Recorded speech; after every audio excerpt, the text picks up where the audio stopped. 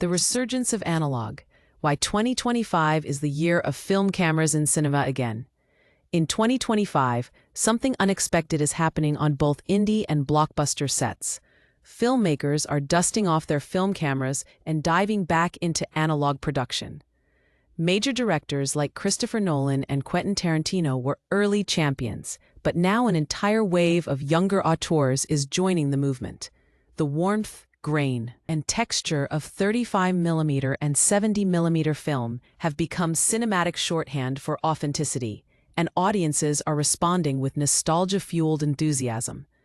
Digital is still dominant, but now it's often treated as a backup or a convenience, while real cinema is increasingly equated with celluloid.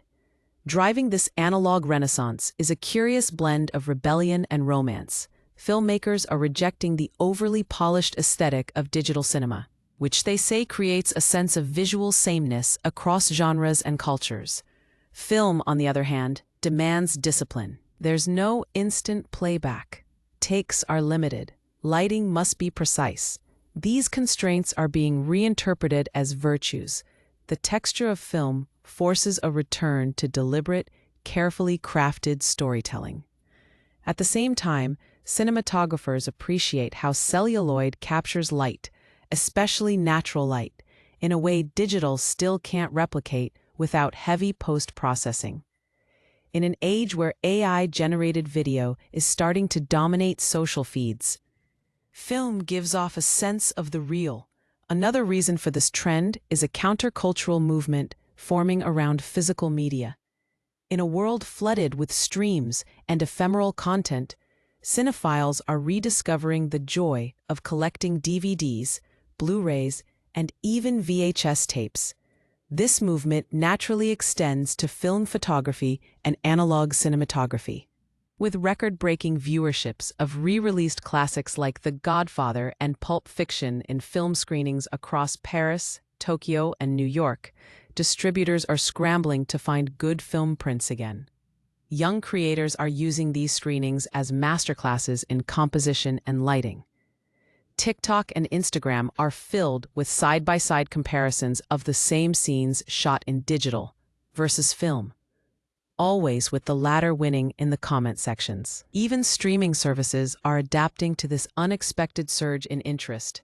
Some, like Criterion Channel and Mubi, are now labeling whether a movie was shot on film in its metadata.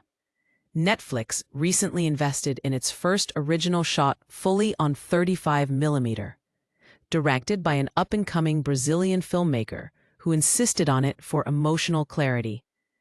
The behind-the-scenes story of that production, full of technical challenges, delays, and a steep learning curve, is now part of the movie's legend.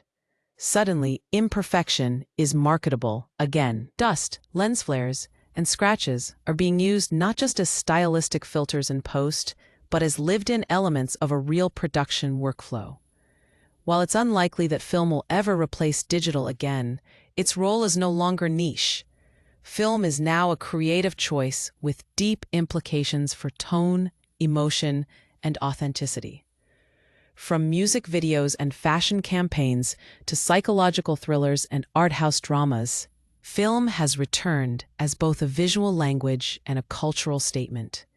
For a new generation of filmmakers, and audiences tired of the synthetic gloss of algorithm-made content, celluloid is the new rebellion, and the old magic is more relevant than ever.